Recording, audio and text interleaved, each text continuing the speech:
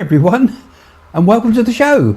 A few minutes late today because we've had quite a bit of a fiddling around because we're trying to do a lot of really new stuff all the time, so we're pushing the show forward, and so sorting a few sound issues out today just before we go on. So hopefully, God willing, we won't have any problems with sound as we move through the show. So if you're here for the first time, it's where you get your chance to talk to me and Jane about all things paranormal or all things spiritual. Today our theme is going to be who or what is God, and we're going to take your ideas, take your questions. Jane and I have a little talk about that in advance. Anything you want to add, Jane? I'm back. We're working with earphones some of the time. I haven't got mine in, so Jane gets a delay. Okay, so let's say a few hellos first of all, guys. So say hello to a few of you who've just joined us. Hopefully we can. Yeah, Belinda's saying good evening to both of you. Good evening, Belinda. Nice to hear you. See you. Hope you can all hear us. Jane? Outside. What's that, Craig? I don't know, certainly, or something. Oh, I know. She's coming from smoke. You don't need to shout, Jane. You've got your earphones on. You think it's shouting? You don't have to. You can take them off for a minute if you want. You don't have to put them at this stage. Good day from TN Smoky Mountains, USA. Right. Ava, good evening, Jane and Craig. Welcome back, Jane. Thank you. She's had her lobotomy, that's why she's been shouting at you. You need one with this one, I tell you. Woo, lovely in the red. C and J, Craig and Jane, blessings to you all. Thank you. That's nice. That's all I could find was right tonight. Neil. Good morning, Craig and Jane from Melbourne in Australia. It's 5 a.m. for me. Gosh, we've got to get up at 4:45 tomorrow morning. We got a 5 o'clock rise tomorrow because we're going to go and see Sharavana Baba. So what's happened?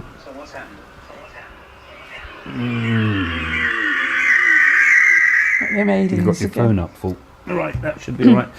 So there we go. I said we'll have a few fat sound issues. So where are we going to begin? We're going to talk about today about the issue of what is God. I mean, it's a big issue because lots of people have lots of ideas and lots of beliefs and lots of thoughts about it. And when people say to me, do you believe in God? I always have to say, okay, what do we mean by that word? Because it can mean so much to so many different people. And even an atheist in some ways believes in a kind of a God, if they believe in a sort of a universal energy of some sort, maybe not conscious. There's all different ways of approaching it. And my thoughts about this are perhaps different to Jane's. Yes, well, I believe you are God, I am God, and it's God within all of us and everything. God is around us, or is a part of the universe and part of nature. Yeah, so I suppose when it comes to God, the idea, first, if you take it from an atheist standpoint, they say, well, there's no such thing as God, there's only the universe, and when you're dead, you're dead. That's it, Why should there be anything more than this material world? That's all we can see. But that's all then we can why are we understand. here if that's the case? An atheist would say, why should we believe in this sort of Father Christmas? Or why should we believe in the fact that the universe didn't just appear through the mathematics of the Big Bang? Well, we can't have all spiritual leaders like gurus, sages, rishis. They wouldn't all be praying to God if they didn't believe in God. Well, there's a purpose to be here. I'm taking the devil's advocate here. Every single person in the world could be wrong. Even you could be wrong. Exactly. But the thing is, science says, just given their point of view, first of all, the attitude of science is anything's got to be proven. So it's all right saying you believe something, but you can believe that there's a chocolate teapot flying around the sun, but it doesn't mean to say it's so. So that's the argument that the skeptic but there's put. evidential proof. And I mean, you take like Jesus that walked the earth. Well, we don't know that. We only know a historical Jesus. We don't. Well, it's been proven, hasn't it? I could really win this on the skeptic argument. You think you may, but I mean, we go to the shroud and that where it's meant to have Jesus' face imprinted in it. Yeah. Now, I don't mean to say I don't believe in God, or I don't want to. I want to pull that word "believe" out actually straight away, because that's where we start to get into muddy waters, I think. When we start thinking about what we must believe, you see, it's believing.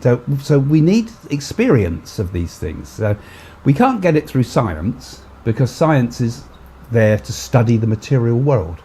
You know, science can tell us masses of things about the nature of the material world. My point. You have a personal interview. This is where we start getting more interesting. Interview, and not just intellectually, but you've got experience like the Dalai Lama. Love and compassion. That's a form godlike. Man, he's man, but he can forgive his enemies. So to me, that's a God form. Yeah, because okay, I've given a little bit of the skeptical's argument, and I'm sure the skeptics would sort of want me to sort of say more on that, and there's more that they could say. But when I've had these arguments with Richard Dawkins, for example, as you know, and I said to him, well, the problem is you're coming at it with the wrong tools, because we can't actually understand the nature even of ourselves or our consciousness, or we can't even say that we exist without some form of inner knowledge. We have to do everything, even the experiments of science. They do need the experimenter for it to be, you know, because we give being to the world. So we, as people, are kind of embodiments of consciousness and being. Those two things give us a sense of understanding of the world And purpose.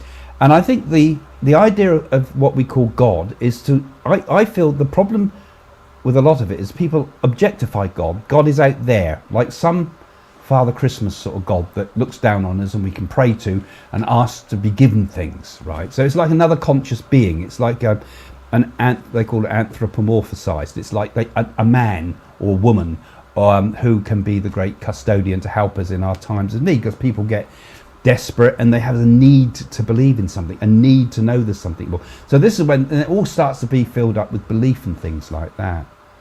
But the other way to get to the understanding is there a God is to look within, like you were saying. You know, absolutely. we have to internalize our attention to say, where is the source of me? What is the source of my existence? And so what we're having to do here, we're getting feedback, Matt, on the screen. Hopefully not on everybody's not hearing a funny sound. Let us know if you are. But we have to internalize the attention and look to the source of where that attention comes from. What is the source of that consciousness?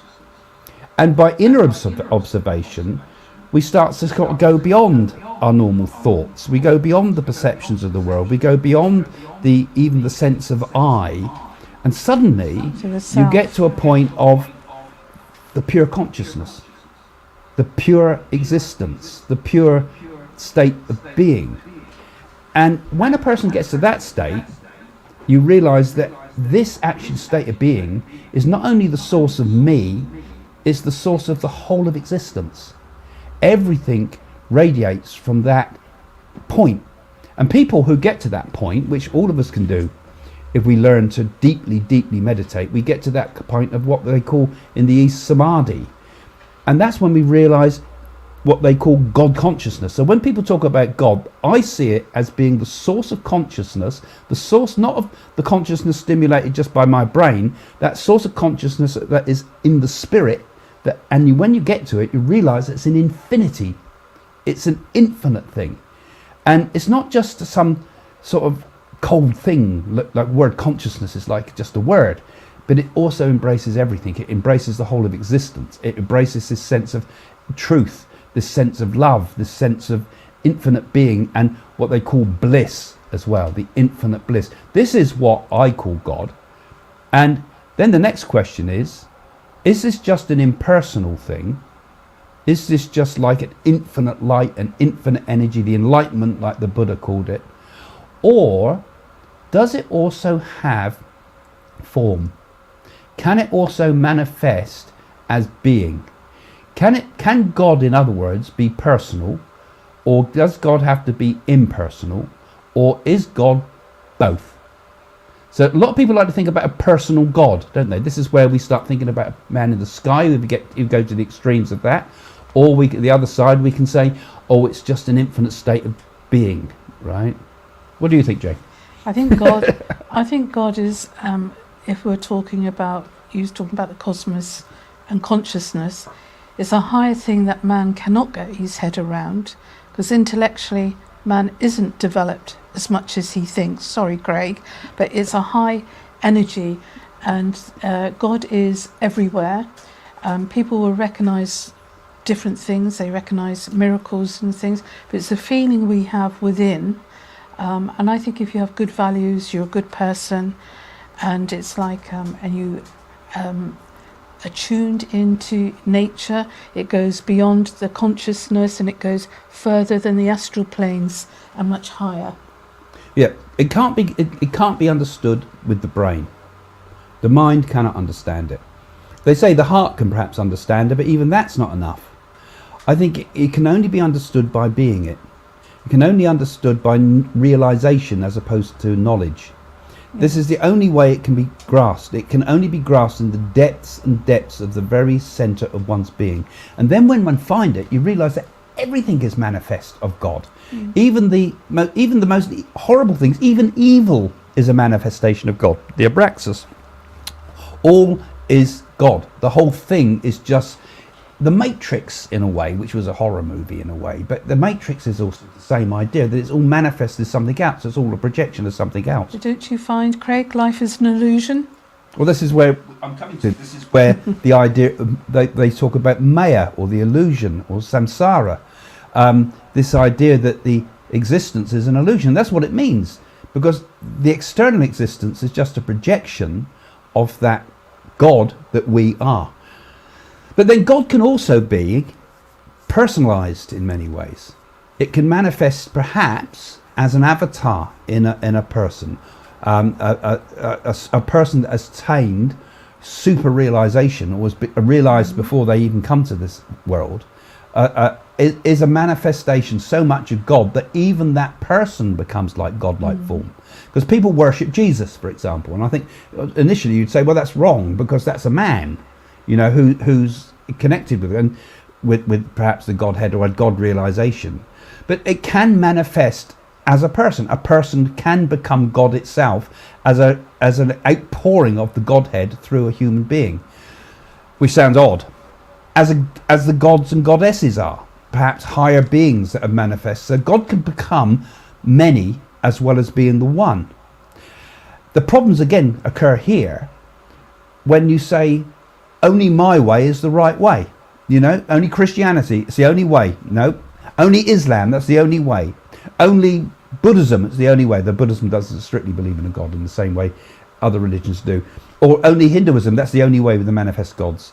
You know, as soon as we start saying my way is the only way, then we're stuck. Because what we've got to see, and as far as I understand it, we must realize that God manifests. There's only one God, as Sai Baba said, and that is the omnipresent God. There's only one form of that God is love. And the language of God is love. You know, and each of the religions of the world embodies the God, but it's also been picked up by belief and destroyed a lot by,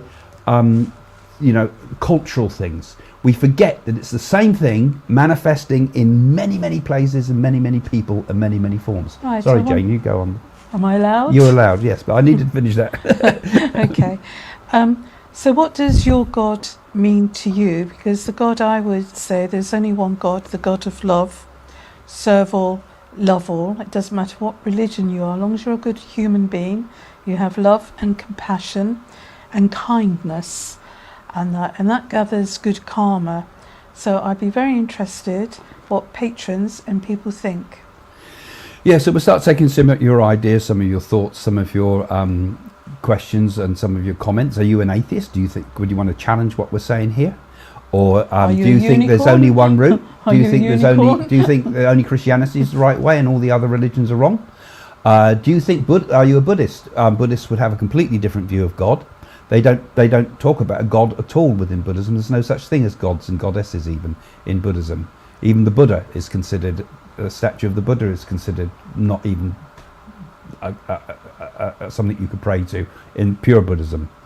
So all of these things, we'll see some questions in when Matt can do it, because he's got a lot of technical issues. You pulled him in quick there, Jane. So put your thoughts, put your questions. let's have a little few questions first before we get going, and then we're also going to put some we're going to do some video links in a minute too, hopefully with some of the patrons, because we've got a lot going on all at once here. Right, Vanessa, I think God is the life force that is in everything living thing. Yes, God is everything, isn't it? And energy, even in animals, even nature, when you think of it. How do these things all come about in nature? Well, it goes beyond the idea of the life force, I think. Yes, the life force is very close to what we might call God, because it's the life that gives us, and when we see the life force go, then the body's dead. But the idea of God to me is the all and the everything. It's manifest in everything. And the life force is the life force, which is perhaps driven by this idea. See, there's another question, does God have a will? Is there a will of God? Or is it just there and that's it? And everything else manifests and falls back into the absolute state that is neither, has no will, has no direction, it's beyond time, therefore it cannot have a will. You see, this is where it gets interesting, because there's so many different ways you can look at this. There's the non-created God, there's the God that's infinite, and there's a God that's manifest. They're two separate things. And as I understand it, that the state of, say, samadhi or nirvana is the unmanifest God. And then there's this world, which is the manifest God. And maybe the objective of existence is for God is becoming conscious of being God. By manifesting and creating the world, could it be that God is becoming conscious through us? And who made, of his own have people thought, self-creation? Who made God? Did it come from a little speck in space? Well, this is where you get another question, which is the idea, is there such a thing as a creator God? Because what I'm talking about is not necessarily a creator God, not somebody that makes it all happen. Because my understanding is that existence... Just said that. I've just done. Yeah, evidence of God. Who made God, right? Oh, Good picking up. Nobody made God. Because nothing was ever made. Nothing ever began and nothing ever ends. There seems to be time in this universe, because we have the Big Bang, which will end up in either what they call the White Death, I think they call it, where all the energy of the universe dissipates and can't form matter again. Or maybe it all goes back and gravity pulls it back again and we get another Big Bang. Or maybe it all flips into a black hole. Or maybe it goes into something we can't understand. Maybe it's multiple megaverses. I think, and I don't know, because this could be belief, because we don't know the answers to these things, but that we are thinking about this in the wrong way again. We're thinking about creation in the term of in the beginning of time. Creation was the beginning of time. When time began, then we could question beginnings and ends. But we are thinking very human levels here. The actual thing is, the universe never began, it never ended, it never started, it always has been, but it always hasn't been as well, because that's the nature of the universe. The universe can manifest in everything. So there was no start. It's always been and always will be. And even this moment that we're talking now, even this very second now, is there forever. It's always been, it always will be. Let's have a forever question then, shall we, Craig? Yeah. So I'm running off on lots of ideas. I know. A bit like the idea of a... Right, I have next question. Dawn. God is not a man, energy, loving energy.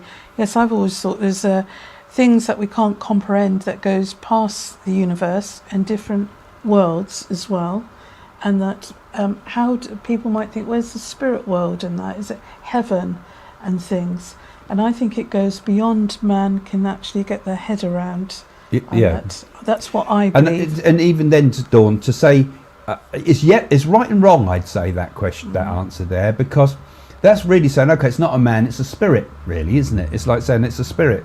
It's like a great spirit. It's the spiritualists get around the idea by saying it's the great spirit, but it's more than that, because I think you've got to think of it in terms. We can't think of it in any terms whatsoever, because what we're talking about is something that's beyond comprehension, but we still have to try. And to say it's just an energy is not quite it. That's saying that the material worlds and God's still out there. But the important thing is that God is everywhere. God is us. We are God. That's the thing to understand, that we are also God, and therefore we can realize that we are God. right? So this is where it gets interesting, because a lot of Christians might think that's sacrilegious, but that's exactly what Jesus was saying when he spoke. These things that I do, you can do also, he said. Not me, but my Father in heaven. It's not me, it's what works through me, and so on. This is where I think we still need to think of it. We are it. We are it. We are the whole universe. We are capable of that realization that can go beyond the idea of the self in our small sense of being an I. We are the infinite. We are beyond form. We are beyond time. And that's why I say, don't think of God as somewhere else. Think of God in here and try to get to that. And we should all follow a divine pathway, really, Craig, to reach and do the best we can while we're here, to reach out to others. The next question. The objective is realization, you see. Yes, it is realization. Vera, I think God is life force, energy, known as Qua in China, Chi, Ki in Japan, and Prana in India. Well, Prana is the energy, isn't it, from the base of the coccyx?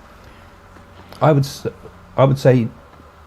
disagree with that, Vera. It is in the life force, but that's the life force that animates matter.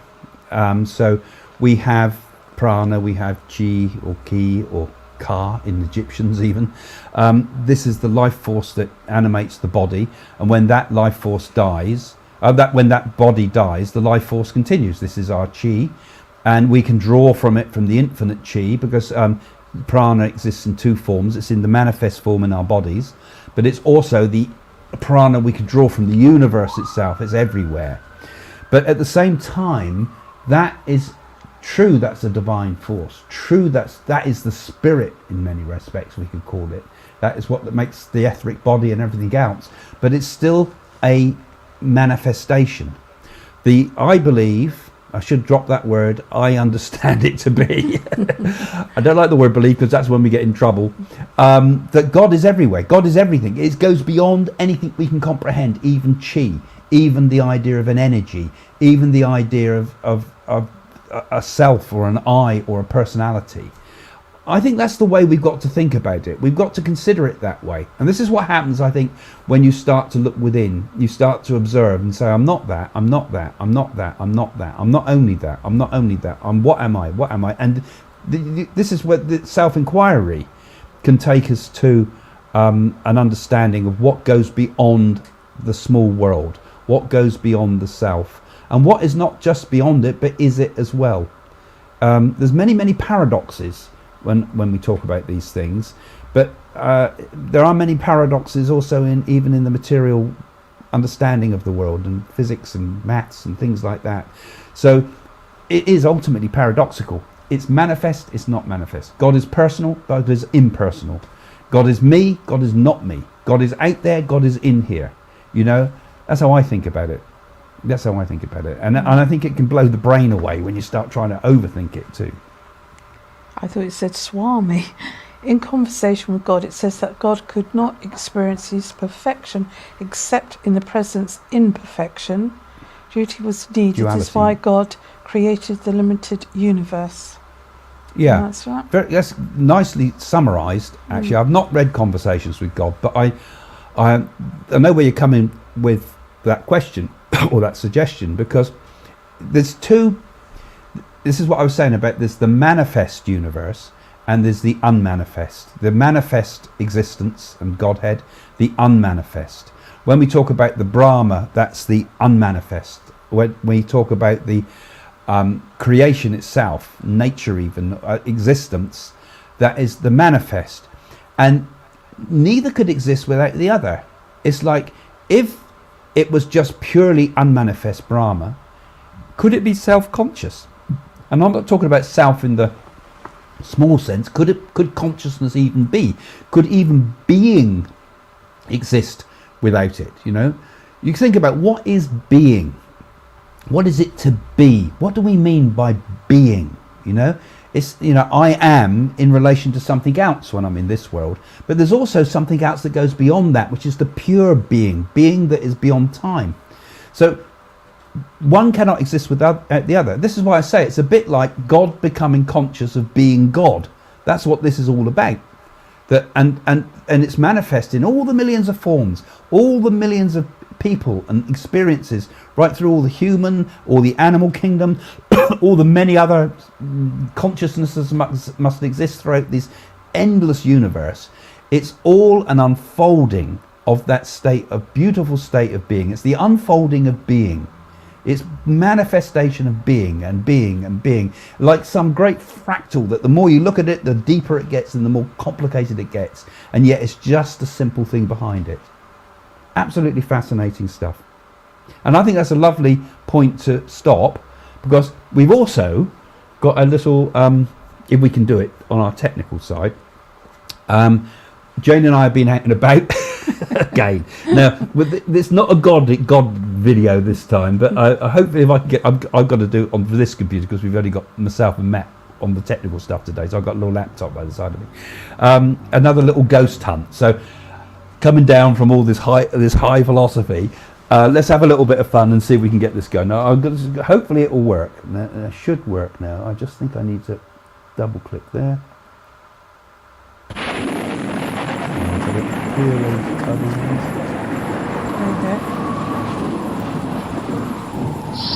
Can you remove those, Matt? Those are the three. That's right.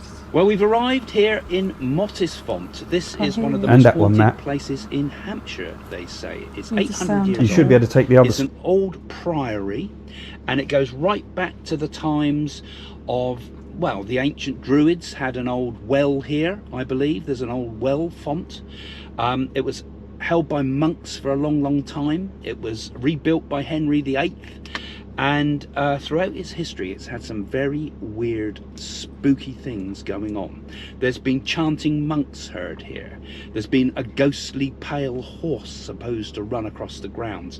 They hear a piano playing very often as you walk through the halls and the empty rooms. And there's strange lights seem to play around the place. There's an area where there was paintings apparently, where you see ghostly paintings appear on a wall that's not there anymore. Anyway, it's all here in a part of haunted Hampshire. So let's go and see what we can find. Today I've got with me my granddaughter, Willow. Say hello. Hello. And Jane as well, but she's already run off to the shops because that's far more important than the ghost hunt. Okay, let's see what we can find. Well, we're ready to go.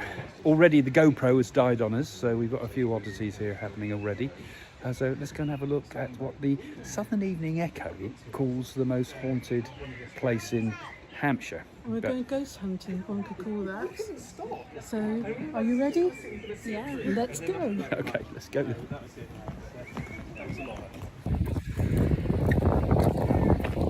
So it's a bit windy. I expect the sound is pretty messed up on this actually. I'm better with the GoPro, but the first part we're coming to is the old font itself. Now, these fonts go back to ancient times, of course. They were sacred places, like when we saw in Chichester. There it was, the font would have been underneath the church. But this was another holy place. So this is one of the old sacred sites that would have been from Druids and people like that. The earlier religions would have been here. So the font is still here. So it's an extra section of water. But if there's anything going to be spotted or felt or sensed, particularly with that ghostly horse that I told you about at the beginning, it should be round here. And under. It's quite deep.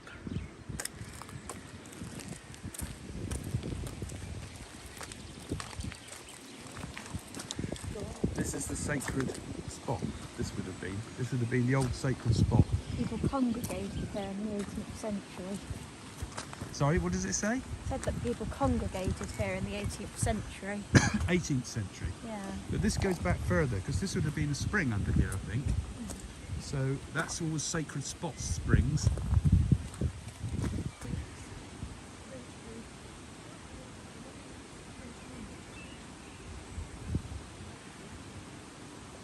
Okay, well, looking at what it says there, this was a place what was called a moot.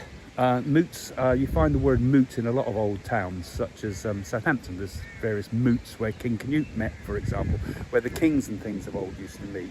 So the sign here, which I'm looking at with one eye, tells us that this was the place where they used to meet. So it was a meeting point of the old kings of old.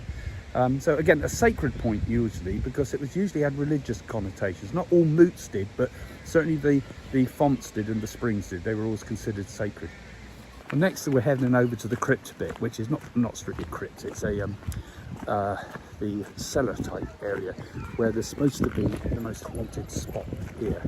So this is where we've got to go now. This is the spooky part in here. We're going to go and have a look and see if we can find any of the spooks. Now what's supposed to have happened here, I believe, is the place flooded, and a number of people were trapped in it, all drowned.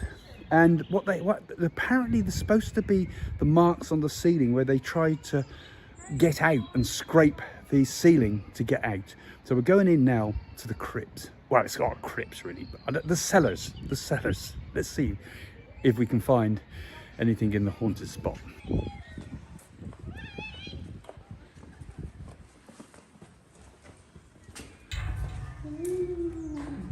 Oh, it is spooky enough though, isn't it? It's certainly a very spooky looking place.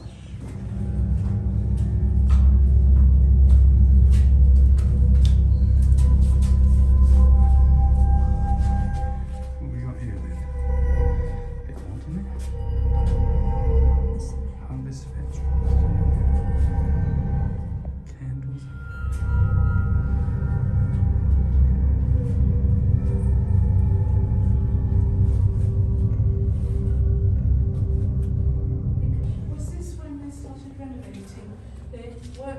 Suddenly put in central heating, they found several bodies. I'm not sure it was in this area, but you're right. There was something when about... you first come into the middle, I don't know if you felt it, Willow, but there's a cold, shivery, and when you come here, it's warmer, but as you go in the centre there, it's quite cold. Because they unearthed a couple of bodies or something in here. Of monks, priory monks. There's definitely something over there.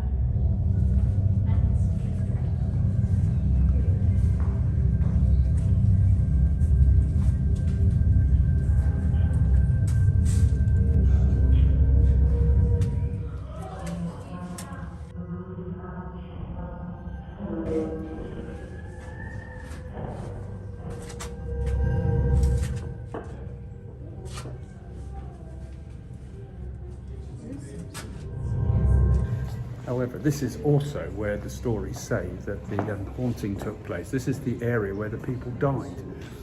They drowned in here.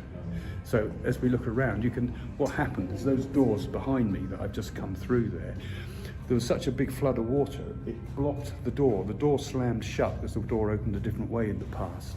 And it meant that the people died. Now supposedly in here, there's supposed to be some markings on the ceiling that's supposed to show where the people were scraping to get out. I think 4 people died in here, but we'll have a look around, see if we can see it on the ceilings where the dead are supposed to have...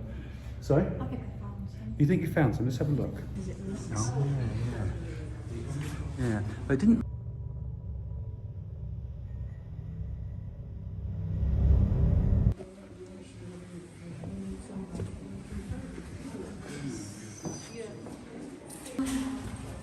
This is in part what was left of the old church that was here first, actually, here in early days.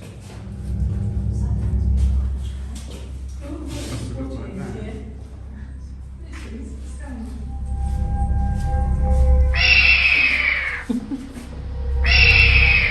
Oh yeah. That was interesting. What do you think? Anything spooky in there? Did you feel You anything? definitely did feel a presence, and I definitely felt something was following us around. And I, for one moment, was hoping that we would catch voice phenomena on camera. But we're going to go upstairs in a bit and see if we can find the piano that plays by itself. Load of rubbish, Willow, or what do you think? The scratches on like the ceilings and the walls were quite creepy. That's what I thought. Do you think a person could have done that, though? What would have made it though? There's supposed to be people that was trying to get Well, out. how would they have got right up to that ceiling? You'd have had a pretty It's flooded. tall- Yeah, but It's flooded with water. the body would have floated up. Yeah, they were floating, Scratched and they were trying to get out. Apparently, they floated right to the ceiling because they all came down that hill, flooded flooded the whole area, went into it, and it flooded the whole thing until they all drowned. So now we're going to head for the house itself, where there's supposed to be this spooky music supposed to appear. Not so spooky so far, I don't think. I don't know, that crypt was quite interesting, whatever it was, the cellar thing where people died. The second time, it feels really damp and manky. In down The there. energy's changed. Yeah. The air tastes wet. It does. That's the what you air want. tastes sort of. Well, that's where the frosty. people drowned, isn't it? Yeah. Taste the crusty water. I don't think people would drown here, would you, really? But that's what's supposed to have happened.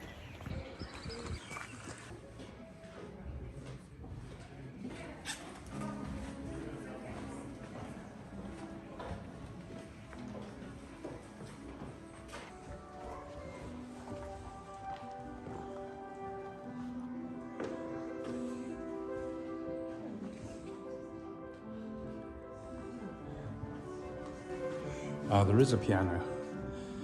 You're supposed to hear a phantom piano though, aren't you? Let's go and have a look.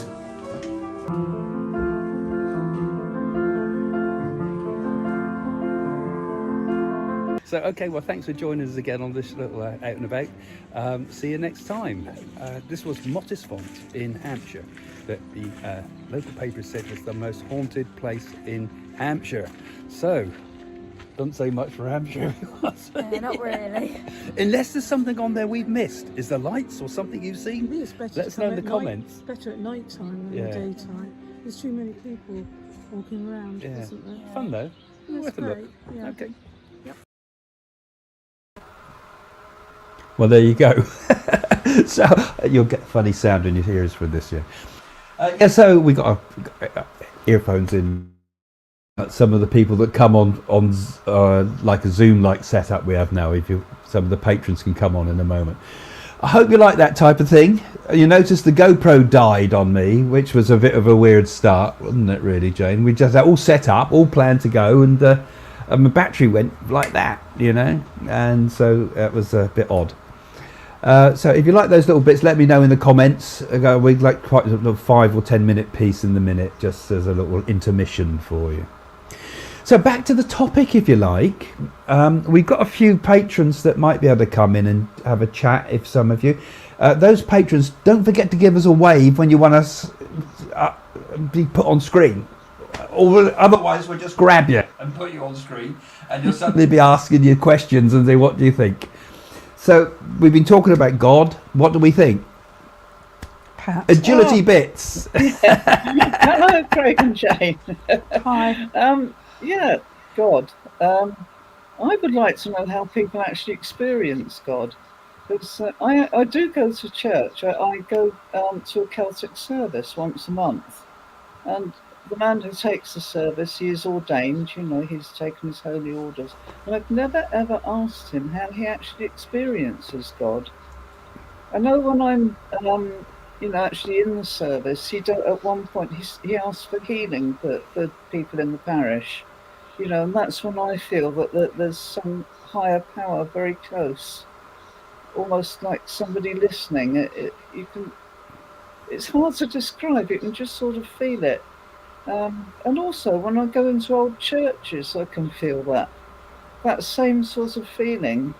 And I was in Durham Cathedral once. I was with a lot of students. We were in the cathedral, and there was a Muslim man there from Bradford. And he said, I feel very close to God in here. And yet he was a Muslim. They don't, is it Allah they call, Muslims call, yeah. But he said he could feel it as well. So I'd love to know how people actually experience God. I feel it within, and I also feel that there's a kind of an energy out there somewhere. So that's how I experience God. Well, that's an interesting point, isn't it? Are. Yeah, I think it's very powerful in a church. I think all holy places, you can get closer to the idea of what is God, and the idea, even beautiful landscapes can do it for you too.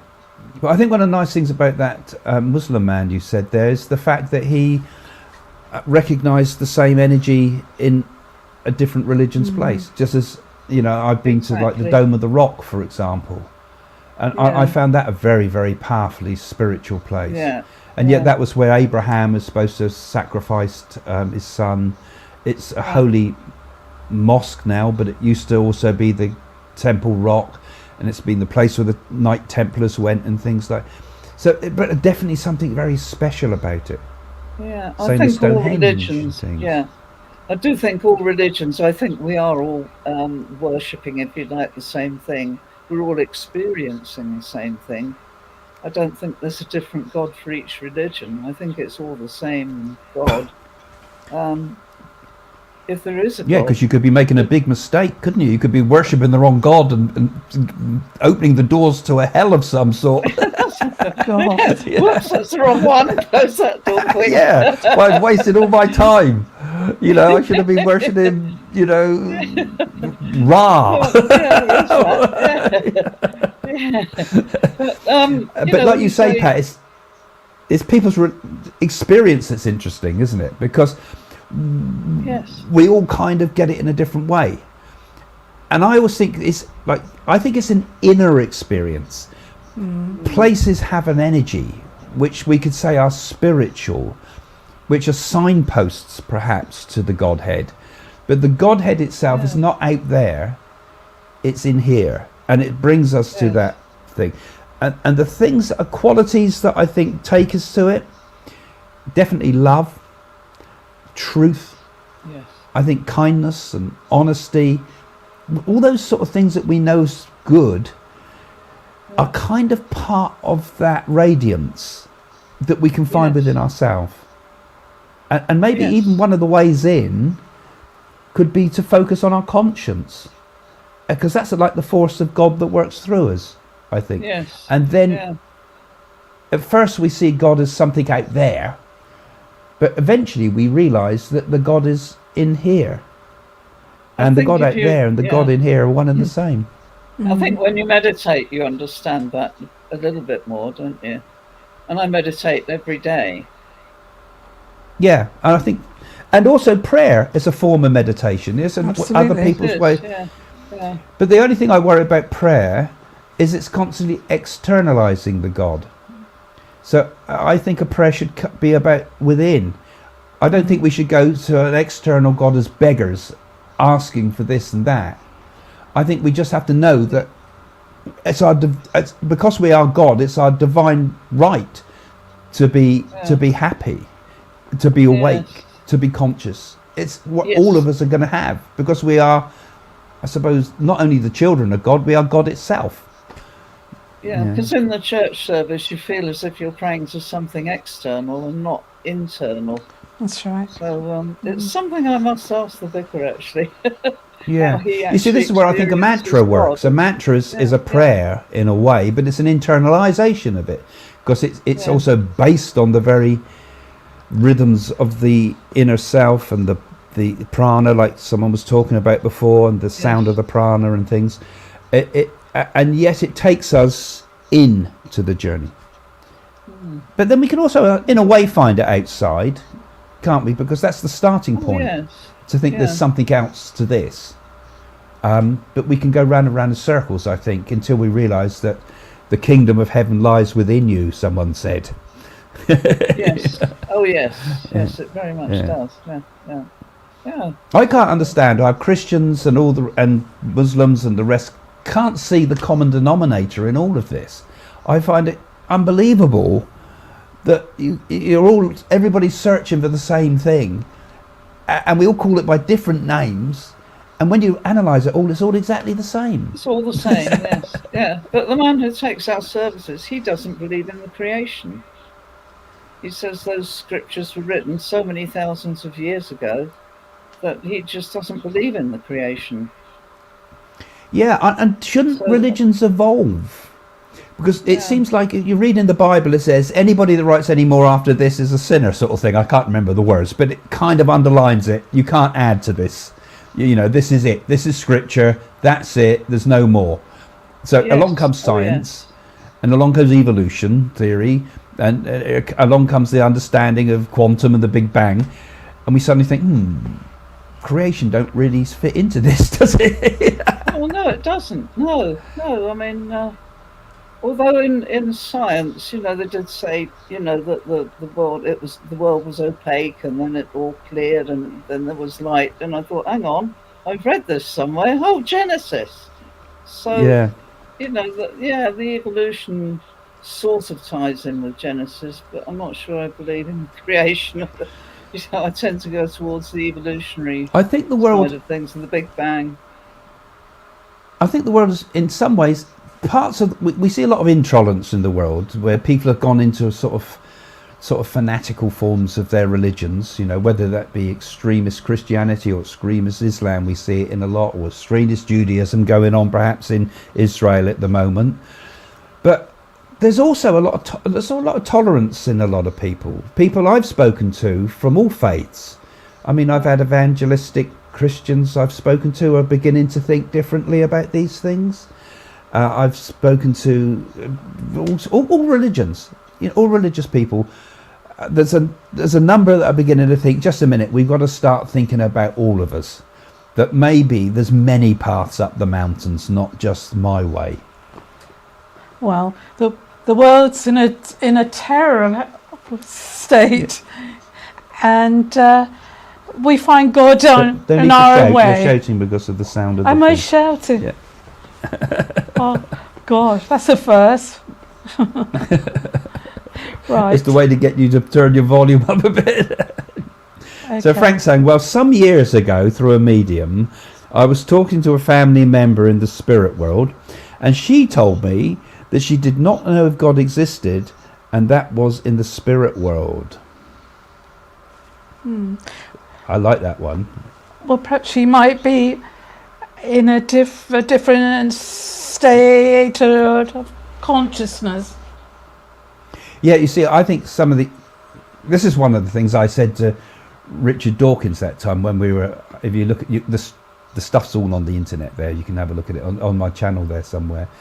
But he said, right, he was ready for a fight. Okay, you believe in God, I'm going to get you. And I said, actually, I can't say I believe in God. Actually, I can't prove God to you. I said, as a medium, all I can do is prove the life after death. So I can't definitely say there's a God. That's something you've got to discover in a different way, personally. By your own experience. Completely floored him. But it's the same thing. Just because you go to the spirit world, don't mean you realise there's a God. It's like that's something we have to discover in this life, I think. Not necessarily here on earth is the answers, and not necessarily in the spirit world is the answers. We are on the quest to discover all the time. If you're struggling with your earphones, you can take them out, and that's only when there's videos on. All right, well, I take it off. That's better. Now, where are we? Well, I think when people go over to the spirit world, it depends what actions they've done actually in this life. And when they actually go over, there's all different ways and things, meeting and greeting people. You're not going to suddenly come to God, a man set there on a throne. It would be a voice that you'll hear, and it would be an energy that you're going towards that person. It's like a different reality state. I think when people go into the spirit world, they have the kind of the idea of the encounter with God.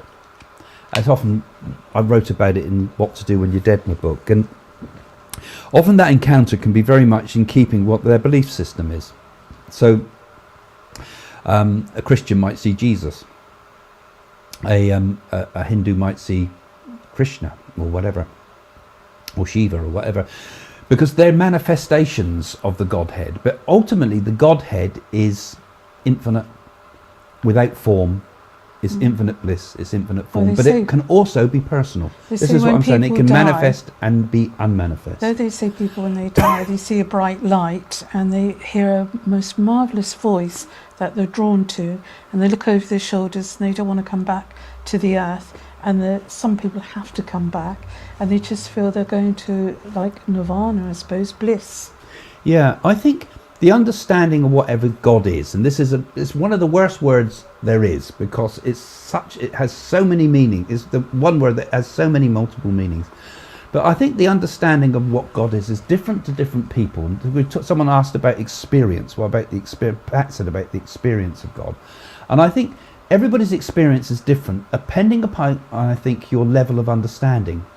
So for some people, God needs to be something you go to church and pray to, or you go to the temple and pray to, or you go to the mosque and pray to. It's something out there who judges you, who looks after you, who watches you. That's one understanding. But then I think a deeper thinker, and a person perhaps has spent time in perhaps prayer or meditation or solitude, starts to have perhaps a different view of it, and starts to listen to God rather than just ask for things. God's always seen as something that's a boon giver, you know, give me, help me with my health, help me with my problems, help me with my family, help me with this. Do the same thing when people go to see gurus. They're looking to get something all the time. But I think the thoughtful person has to start looking within. And maybe prayers are talking to God, but meditation is getting to the point where you're kind of listening to God, you know, and they listen and you listen and you listen and you go deeper and deeper and deeper, and then you get to perhaps the source. And when you get to the source, that's when I think a person can begin to say it's not just about knowing God, it's about realizing God, and it's about being God. And those things come through our ground, and that's what our awakening is. Our awakening is going through those stages. You might start off with no interest in these things whatsoever. It's just some load of nonsense. It's just weak people trying to find some solace in a difficult, dark world. And then a person might go down the route of belief and prayer and faith. And then finally, they come to a point of realization. And that's when it starts to get interesting, when you start to realize that there's an incredible universe that we can plug into. We could even call it the universe. We don't have to call it God. What do we, you know, Messages from the Universe I wrote, you know, the universe itself is God. It's all God. Nature is God, as well as everything it's like else. thought forms, isn't it? Thought forms a reality and turn into good. If you think good things, it's attracting good things. But if you think horrible things and about a person, it's giving negative energy. It's like making it happen. And us thinking those things, could that not be the will of God? That our will is also the will of God, and that what manifests in this world, all the terrible things that happen, is coming from us, and what manifests good in this world is coming from us. And surely we should start thinking, hey, if we want this place to be heaven on earth, we just think it and make it happen and be decent people. So if all people were like God-like people, good people, it could be a better world. It could indeed. Because at the moment it's really messed up the world, and people have fear. So therefore man's always searching for something. But if everybody in the world got together, I'm sure we could make it a beautiful world again. And like Buddha said, that upon what we focus our attention grows in strength. And that happens in both our life, in our individual life, in ourselves, who we become, and also in the world at large. All right, Marie, as a Catholic, I'm quite scared of God. There are prophecies of the warning, the miracle, the possible chastisement. What do you think, Janie Craig? Hugs from... Well, I think, as I said, you mustn't have any fear from anything. It's like these priests, and I do know what I'm talking about because I was brought up in a convent, they can put fear into you. He's only a man, isn't he, at the end of the days?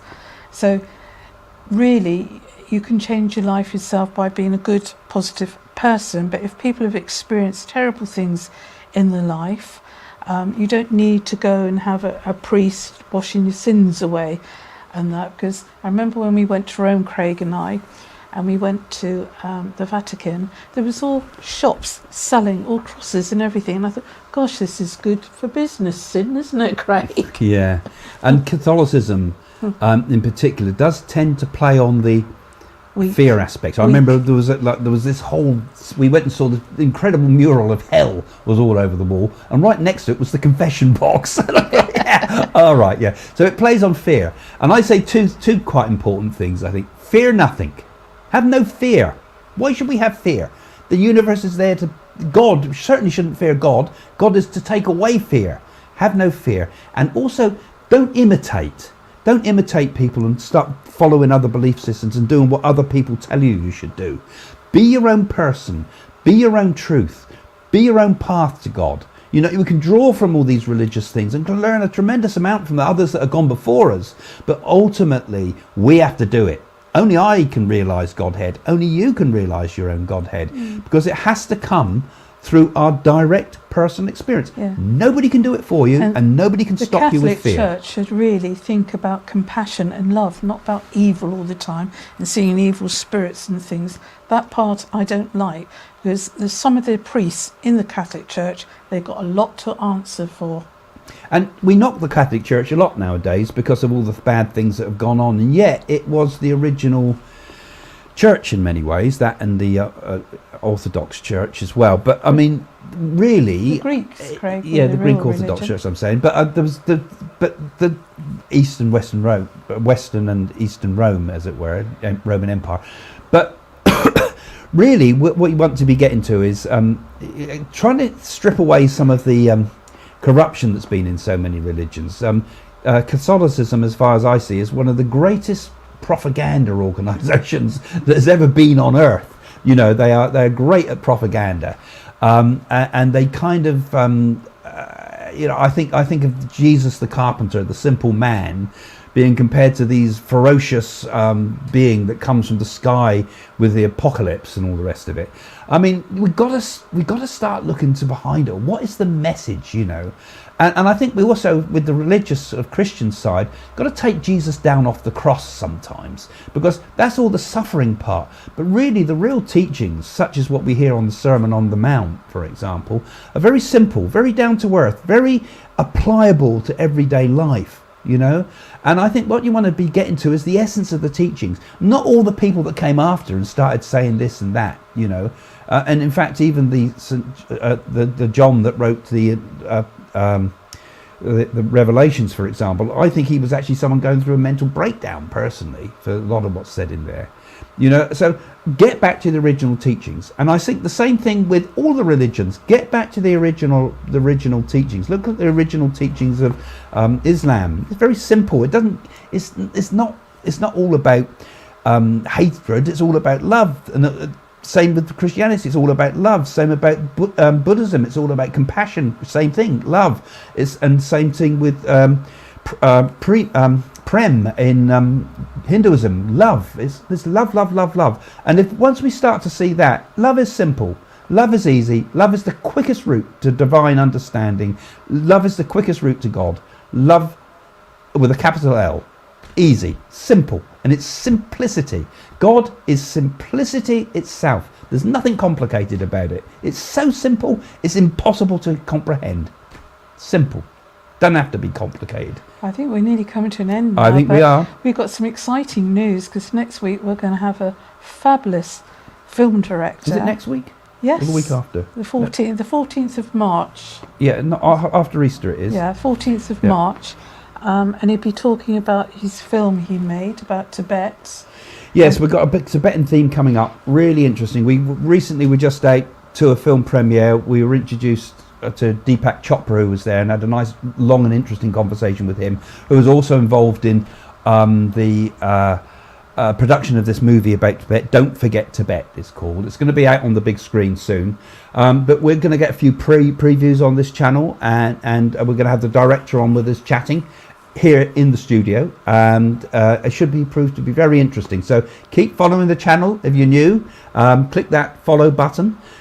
Click the little bell, and you'll be able to get notification when we come online, and be able to put some of your questions on that day. Yeah, so there we go.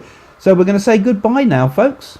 Thanks for joining us. See you next time. Bye. Bye for now.